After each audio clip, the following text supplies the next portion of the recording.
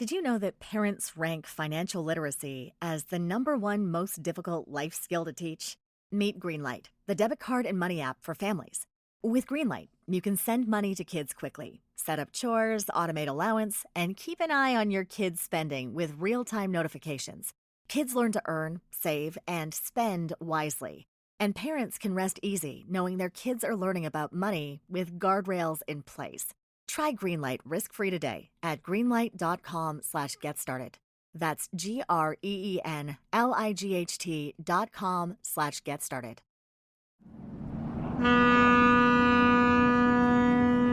Good morning, sleepyheads. Oh, damn it. I'm waking up there. Where? That means he, Where kidnapped are we? us thematically. Yeah, he probably kidnapped us. I did do that, yes. Dude, what did we say about kidnapping? It's the only way to get through to Republican lawmakers. What did we say about kidnapping that can be repeated on the podcast? Don't do that. Don't. Exactly. Don't do that. Come on, guys. This week's episode is about the Suez Canal. What better way to get into the spirit than to actually travel down it? I mean, he's kind of got a point. Thank you, best friend. Not best friends. Hey, you want a chance to steer? Huh? It's super easy. You just pull this wheel thing. Oh, Eli, look out! Okay, oopsie poopsie, no worries. I have got this.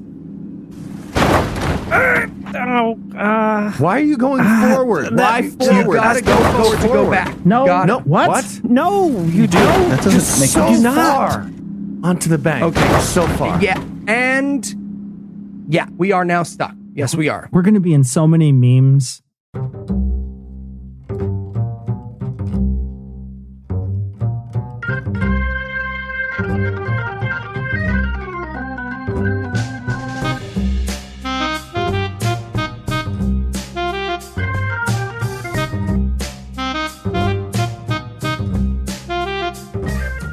Hello and welcome to Citation Needed, the podcast where we choose a subject, read a single article about it on Wikipedia, and pretend we're experts, because this is the internet, and that's how it works now. I'm Noah, and I'm going to be steering the ship tonight, but I'm going to need some other people to blame if I fuck it up, so joining me tonight are two men who anchor this show by not wanting to go anywhere, Tom and Eli.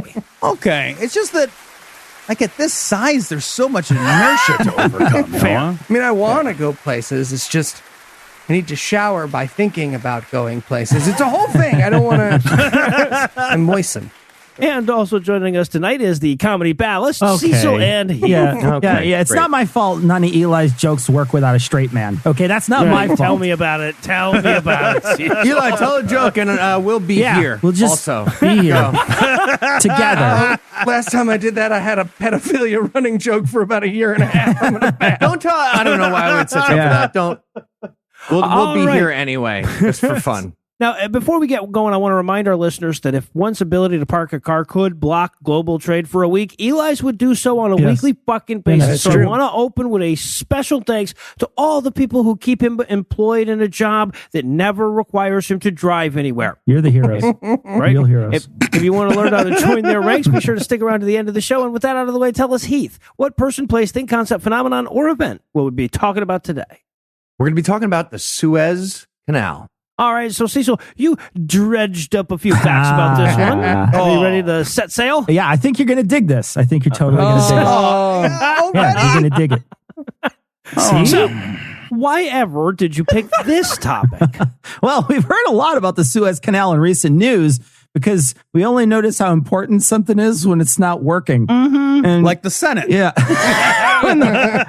when the canal doesn't have a barge wedged into its bank like a chicken bone in the throat of global trade, 50 ships a day pass through those waters. And while 50 ships doesn't seem like a lot, these are big fucking ships that equate to about $10 billion a day in commerce. Jesus. The canal itself connects the Mediterranean Sea with the Red Sea, allowing ships to bypass the long way around Africa. And without it, as we saw in recent weeks, global trade takes an enormous hit.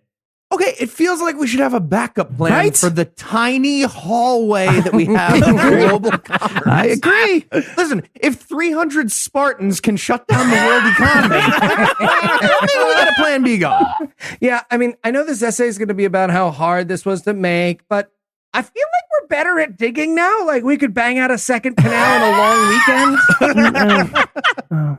I'm not saying that all 50 ships were the direct result of my wife's Amazon Prime habit, but I'm saying at least 49 of those ships are the direct result of my wife's Amazon Prime habit. What if like the ship is stuck in there and that guy from 300 just kicks it and it freezes? He just kicks it out of there, gives it a boot. This is Suez. The canal has had a lot of different iterations throughout history. A version of this was dug 1,000 years before the Etruscans emerged from their pre-Villanovan civilization. At 2, Cecil. At 2. During the time of Pharaoh Senruset, and I'm probably mispronouncing that and we'll get an email about it, but whatever, Senruset, in 1900 BCE, the Egyptians built a canal that connected the top... an ancient Egyptian pharaoh. It connected the top of the Bitter Lakes with the Nile River. The Bitter Lakes is a natural body of water that makes up part of the Suez Canal today, but back then, the water from the Red Sea reached all the way up and sort of encompassed the Bitter Lakes. The canal they had built back then basically went east-west, connecting the Nile Delta with the Red Sea. The canal was used for a time and then fell into disrepair and filled with blowing sands and dirt. Then another leader would come into power, rebuild the east-west canal, and it would go through that cycle again. Then the Red Sea receded from the Bitter Lakes and left an area full of silt, and the canal no longer met the Red Sea. And before your fucking Aunt Kathy gets excited, this has nothing to do with Moses. Yeah. Don't line up. Yeah. Egypt has always been a hub for trade in the region. It was a place where goods came from Asia and they were split up into different routes and then sent through Europe. With and without the canal, that kind of trade was still occurring. It just was that moving the goods over land is a lot more difficult, and the canal itself never was really meant for seagoing vessels.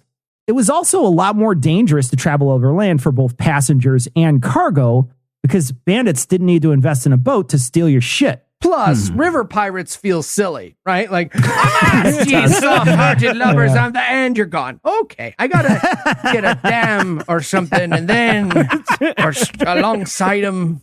Are there not river pirates? I don't know. Walk the plank. Canoes? Then swim gently to the shore. Okay. You don't have to whistle while you're doing it. It's hurting my feelings.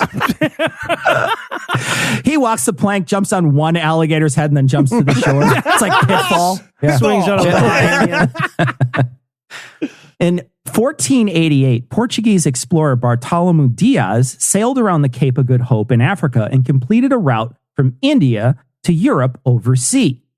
This turned out great for trade because you could ship massive shipments of goods overseas. You didn't have to unload these for land transport during any part of the trip. This made that section of overland and water routes through that area kind of useless for 100 years or so.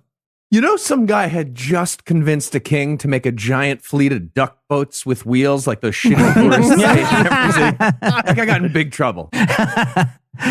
In 1798, the chief engineer of Emperor Napoleon surveyed the land in hopes of digging a canal that connected the two seas, but came to the conclusion that the two bodies of water were 30 feet different in sea level. So they scrapped the idea because a construction project that connected two seas in 1800 with a complicated lock system was not really possible. So the idea just languished for years. You hear that, Panama Canal? Oh, this is too hard? Then let's not do it then. Would you like some cheese? I would love some cheese. Thank you, Napoleon. The route around Africa took months to complete. So Egypt completed a railroad project that spanned the distance between the two ports, one on the Mediterranean and one on the Red Sea, in 1845. This wasn't a terrible way for passengers to travel, but cargo transportation was limited. This was also the time that ships were replacing sails for steam power and wooden hulls for steel. So ships at the time carried exponentially more goods than previous vessels. This overland route was not going to work for the large-scale trading that current technology ships would allow. Yeah, so before you marvel at the amazing feat of engineering we're about to get to, temper it with the fact that ultimately the Suez Canal robbed us of our chance at gigantic super trade. Super train. You missed out. There was an enterprising young engineer by the name of Ferdinand de Lesseps who believed that in the potential of a canal that could connect these two seas. But the current viceroy of Egypt, Muhammad Ali... Okay, he was great at canals because he knew how to get rid of all that Cassius clay. That's fan-fucking-tastic. It really was. Cassius Clay is the original name of Muhammad Ali. He wasn't interested in this. Muhammad Ali is actually pretty interesting, as the way he's depicted in history is as a ruler who wanted to modernize and reinvent Egypt, but building a canal would bring a lot of outside money and political interests, so that might not be why he was super enamored with that idea. Side note, you might remember Ferdinand de Lesseps from his horrible fucking plan for the Panama Canal. We'll talk about in another episode. Yeah. So apparently this guy spent decades in the French government, and every single meeting he went to, regardless of the topic, he was like, more rivers. We just need more rivers that fixes everything. A couple times they said yes. Yeah, right. Now, this next bit is something of a legend, and I'm not sure how true it is, but I like the story. The Eli Bosnick story. Okay, yeah. His son was named Mohammed Saeed, and he was something of a chonker. I guess his dad, Muhammad Ali, was not super happy with his son's physique, so he had the kid on a diet always. Well, this French engineer was also a diplomat and befriended the chunky prince. The story goes that he would invite Saeed over to his house to eat whatever he wanted. Muhammad Ali also wanted his son to be something of a trained physical specimen too. So in addition to the rigid diet, his son had to train in fencing, horseback riding, and swimming. I guess the young Ferdinand excelled at these things and then practiced them with the prince. Meanwhile, the horse is like, couldn't that motherfucker learn to write poems or some shit? Man, as a fat kid, I wish I had an all-you-can-eat Uncle Lessup's house to go to. Would have saved me a lot of shame eating in the bathroom. Yeah. Some shame. Okay, I still would have. Hey, let's move on. The cookies It's get peaceful soggy in when you there, have to though. hide them in the back of the toilet. You know what I mean? They do just get too Ziploc. soggy. You got to get a Okay. Ziploc. Okay, Yes, that's thank you. fair. Rob. Yeah. Fellow fat kid. I get it. And if you want to be hygienic, it's double Ziploc. That's okay. Yeah. Muhammad Ali goes down for the count in 1848, and his son takes over as viceroy or governor of Egypt. And a few years later, he agrees to start a canal project that will connect the two seas, and he gives Ferdinand permission to start the process. See, Cecil, if you had taught me fencing and invited me over to dinner whenever I want, you would have gotten anal. Do you mean a canal? You heard what I said. Oh. All right. Well, obviously, this negotiation needs a minute and some privacy. No, it doesn't. So we're No, gonna take a there's quick no break negotiation. for a little We're good. Apropos. We don't need nothing. to take a break. We're good. We're fine. We do. No. I'm going to plow right through.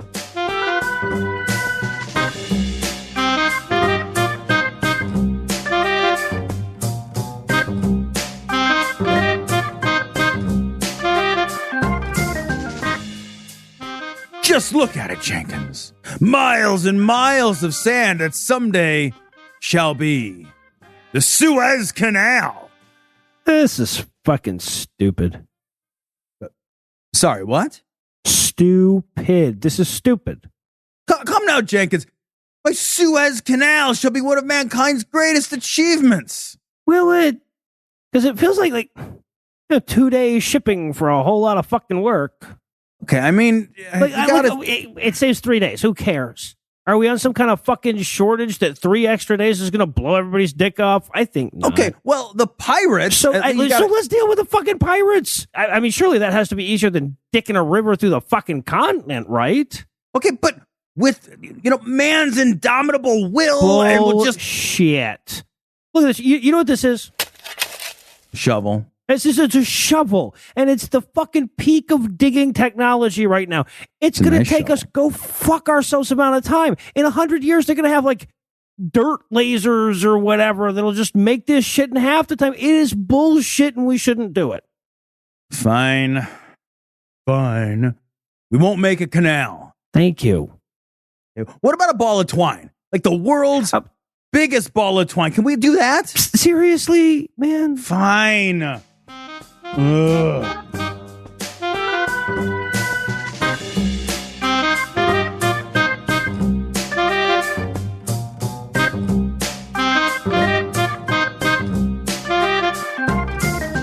And we're back. Now, way back on episode 151, we met Ferdinand de Lesseps when he got a few hard lessons during his failed attempt to carve a seaway through Panama. But that secondary education is still a long way off. So, Cecil, are you ready to tell us more about his elementary canal? Bravo. The first thing that De Lesseps does is start the International Commission for the Piercing of the Isthmus of the Suez. Whoa. Oh, yeah. That canal had to be 18, though, before it could even make that appointment.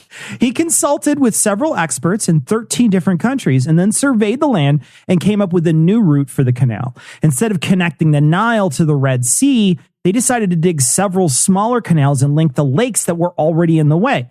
This means that instead of digging a whole new route, they could instead just dig about half that. They also say that the two bodies of water were the same level and that Napoleon's engineer made a mistake. Okay, to be fair to Napoleon's engineer, that guy was sort of required to pretend everything was bigger than it really was. My wife gets it. They created a company called the Suez Canal Company. And the president of that company is Ferdinand de Lesseps. Now, he has to fund the whole thing.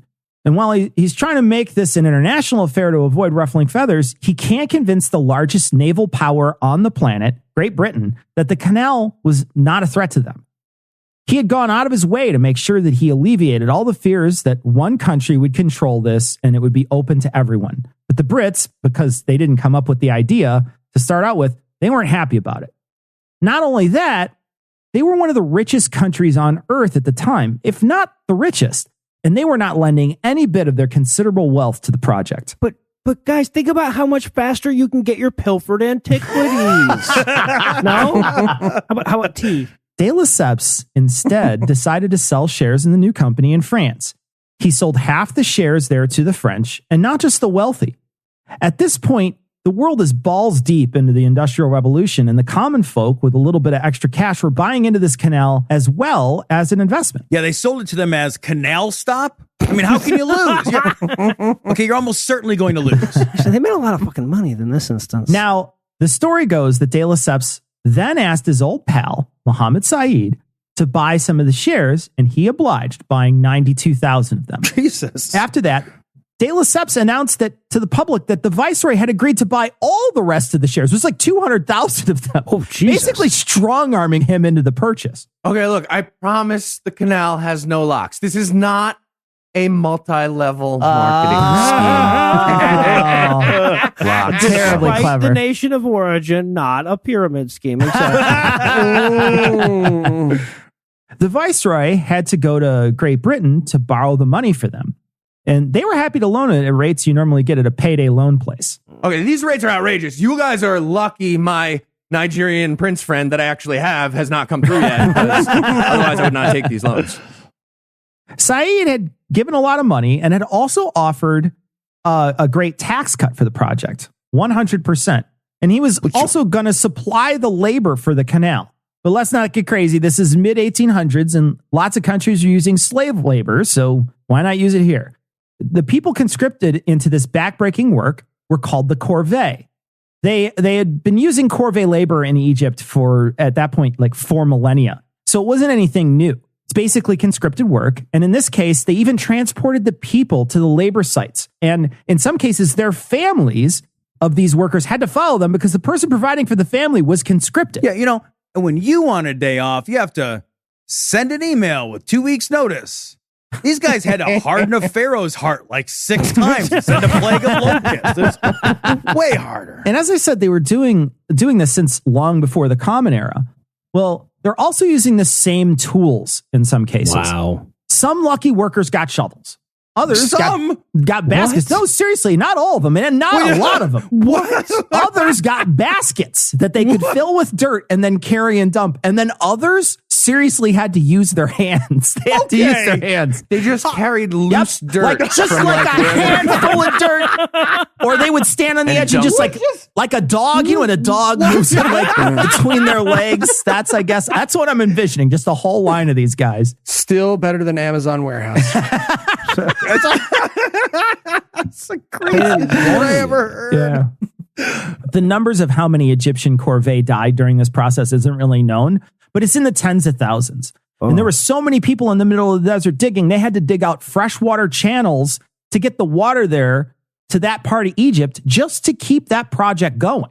Hey, Mr. de Lesseps, everyone's really thirsty. Do you think we should make more rivers? No, never mind. Let's make more rivers. Just ancient Eli at the funeral. He's like, okay, but he was working on a waterway. I'm not asking you to laugh, but you can at least admit that dying of thirst is ironic, right? In 1864, the world decided that enslaving people was immoral, and the canal should not be built by conscripted corvée. This push was mostly from Britain, and at this point, America's smack dab in the middle of a war about it. Britain, of course, found its way to capitalize on it, though. Without conscripting labor, Egypt couldn't provide the workers because they didn't have the cash flow. But the British banks were open and lent the money for the rest of the project. The Suez Company spent a lot of these funds on dredging equipment since it was actually easier to dredge the area than dig the ground out, sort of dig it out above ground. They had flooded parts of the areas they were digging just to make it easier to dredge. Made it easier. You know, there had to be one guy who was like, hey, Steve, this dredging thing's going pretty well. Do you think that maybe we Dredge could... the whole thing? You think we'd dredge the whole thing? No, man. We can't dredge the whole... That's why we're making the canal. Right. That's why we're making the canal. That's the whole thing. Sure. On November 17th, 1869, the first ship sailed through the canal in the maiden voyage. A short time after that small part of Egypt was underwater, the economy joined it. See, this canal was built with a shit ton of borrowed funds. The Brits, who were not keen on this canal in the first place and passed on the initial offering because they were leery of the whole idea, basically funded half the canal through loans. Well, the Egyptian government couldn't pay and offered their share in the Suez Company to the British government for $19.2 million, which would be over about $500 million in today's money. The British government snatched it up and became basically half owners of the canal. Well, in order to protect the massive financial interests in the canal, they had to basically put the country under colonial rule for almost a century, like you do. Oh, okay, Cecil, but counterpoint, if we forgive their student loans, it wouldn't be fair to people that paid theirs off. I get it. No, I once loaned Heath $20 and I live in his house forever now. Wait, you what? Egypt eventually revolted and took back their country. Well, when they did, they had some public works projects that had to be paid for, so they looked to other nations for loans to do so. This is right in the middle of the Cold War, and everybody on the globe is side-eyeing everyone else, so no one wants to loan them the money. Now, this wasn't for frivolous stuff. They wanted to build a dam and flood part of the Nile River Valley so they could feed people living there. Since there were no takers, they decided to actually just take something, and on July 26th, 1956, they took the canal back so they could use the operating profits to fund the dam. And meanwhile, Prince Philip was going to parties with British Jeffrey Epstein. The Prime Minister was high on meth all the time. Grace Kelly became Princess of Monaco. Grace Metalius wrote an amazing novel about female sexuality called Peyton Place. And the Queen had to keep it all together. It was a ridiculous time. Most of my history knowledge is from Billy Joel and... Oh, okay. I was like, where? What? That was The Crown and Billy Joel. This did not sit well with Britain, France, and Israel. So they invaded and took the canal back in what we would call the Suez Crisis. In a weird bit of unity, the U.S. and the Soviet Union didn't like what was happening in Egypt. So the UN, a few days after the invasion, sent a peacekeeping force to the region and basically kicked out the invaders. This, of course, because it had the backing of the world's superpowers to do so. They kept the peacekeeping force there for a decade. And for the last time in their storied history, the UN peacekeepers kept peace. It was weird. It was a weird thing. Like, hey guys, this is a coincidence. This is crazy. This is when they got the name Blue Helmets because they wanted berets, I heard, and they didn't have enough berets, so they were like, I don't know, spray paint the fucking helmets blue. I will paint my helmet blue so that I do not They try to order more berets. It's going to be 2 days. There's got to be a faster way to ship it. Who has a Prime account we can use? I will wear a corvée on my head. In 1967, there was a conflict between Egypt and Israel called the Six-Day War. Israel started a war with pretty much everyone around them, and they took the land east of the Red Sea. This land, the Sinai Peninsula, was occupied by the Israelis, and the Egyptian government decided to close the canal to not allow Israel access to it. The canal would stay closed for 8 years. Yeah. Also, fun fact, when Egypt closed the canal on both sides, they blocked it off with like mines and scuttled ships. There were 15 ships moored at the midpoint of the canal that got stuck in the canal for those 8 years. 8 years? Yeah. That fleet, they eventually got the nickname the Yellow Fleet after all the ships got a huge layer of desert sand all over the deck. Jesus Christ. Also, The crew of all those ships started their own little floating society. What? That included sporting events, an internal currency and trading system, and apparently they made their own stamps. What? I have no idea why they would make the stamps, but it's cool that they made a little society. A few weeks ago on March 23rd, the cargo ship, the Ever Given, operated by Evergreen Marine, ran aground on the side of the bank, stopping all shipping in the canal for 6 days. The canal itself is one way. They have to let ships go through in groups in each direction. There's a few places in the canal that have a bypass for some areas where ships can go around oncoming ships. It just so happened that the Ever Given ran aground in a place where that just wasn't possible. The ships disrupted trade for a week, and over 400 ships waited out the week for the vessel to get free so they could traverse the canal. You know, one guy tried to start a floating society way too soon, just like right away. And floaty bucks day one. Everybody's like, no. Additional fun fact. In 1992, the same shipping company lost 28,000 rubber ducks at sea. And since then, they've washed ashore at least 5 continents, including both the east and west coasts of the U.S., which is pretty fucking crazy. The canal can support very large vessels, larger than the Panama Canal. Braggy. Yeah. But for extra large vessels, they take some of the cargo off these ships and put it on smaller canal-owned boats so they don't scrape the bottom of the canal. These ships travel with the larger boat and then reload the larger ship after they get through the Suez Canal. No, fuck that. It's one trip, no matter how many bags. No matter how many. Just trying to put one of those huge crates into an overhead. Come on, man. It's a cargo container. You're not. You gotta pay for first class. Now, a lot of the merchandise that's traveling through the canal is coming from China and other Asian countries. And it's packed on these cargo ships and sent around India and then through the canal into the Mediterranean and finally onto Europe. But with global warming, shipping companies are finding that the sea ice in the northern part of Europe is open longer, so they're saving thousands of miles of travel just by going north and taking a hard left at Russia and bypassing the whole Suez Canal entirely. That's right, folks. Nobody has more to gain from global warming than Vladimir Putin's Russia. Just in case you were having trouble falling asleep, I thought I'd throw that one out there. We're not done yet. Not done yet. The canal itself is something of an environmental problem. The Bitter Lakes, the large body of water that the two canals sort of feed into in the middle, was a very salty lake.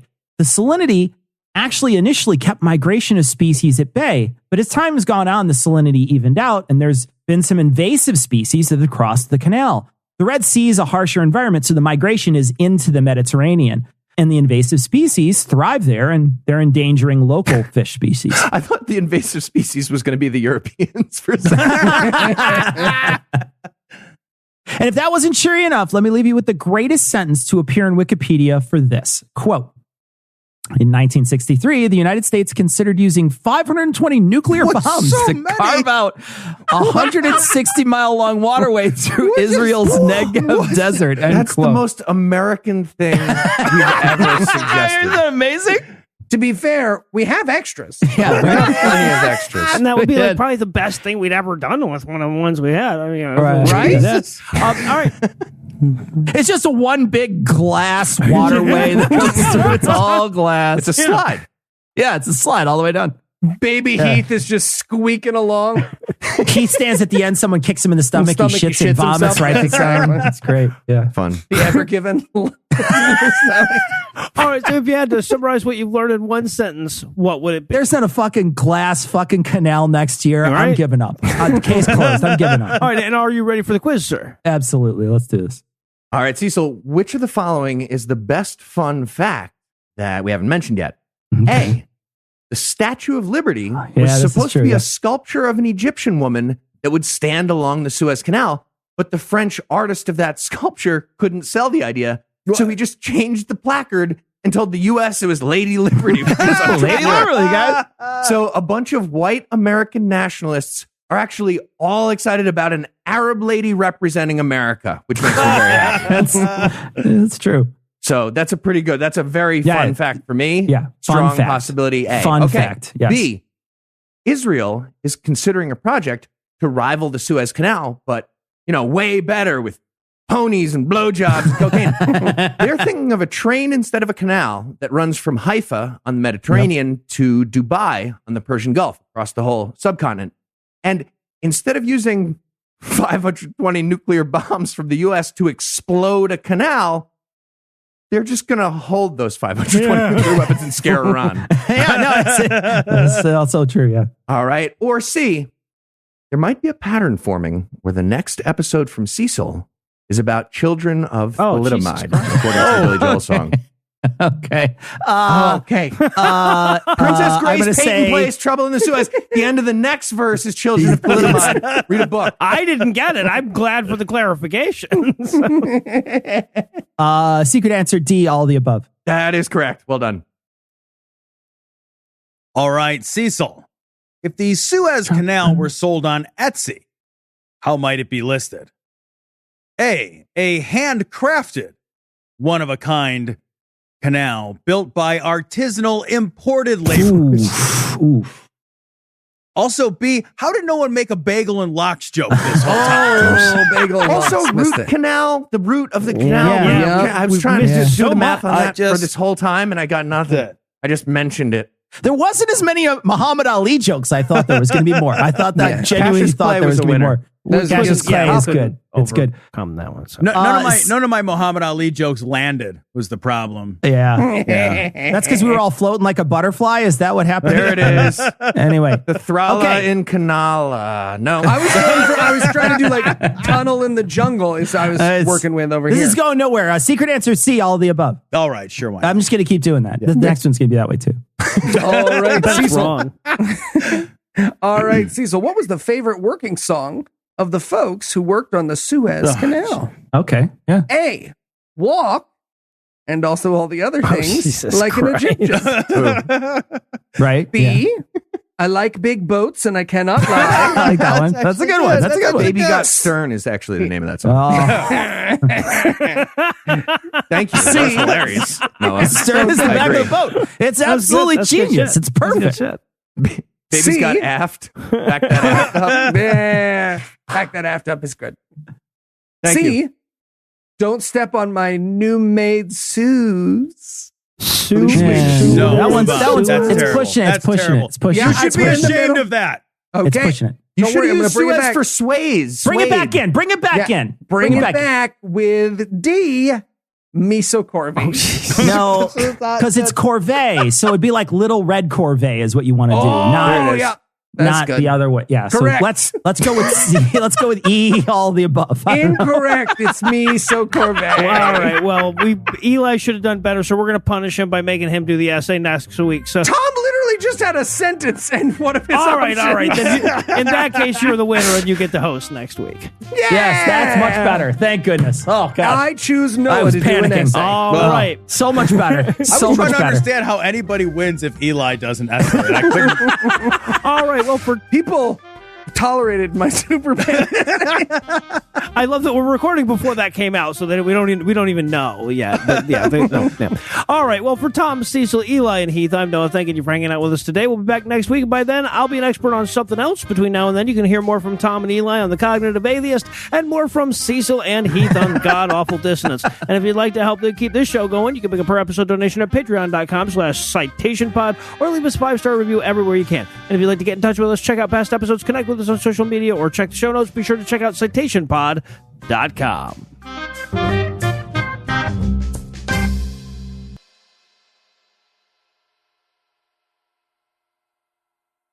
This message comes from Greenlight. Ready to start talking to your kids about financial literacy? Meet Greenlight, the debit card and money app that teaches kids and teens how to earn, save, spend wisely, and invest with your guardrails in place. With Greenlight, you can send money to kids quickly, set up chores, automate allowance, and keep an eye on your kids' spending with real-time notifications. Join millions of parents and kids building healthy financial habits together on Greenlight. Get started risk-free at greenlight.com/get-started. That's GREENLIGHT.com/get-started.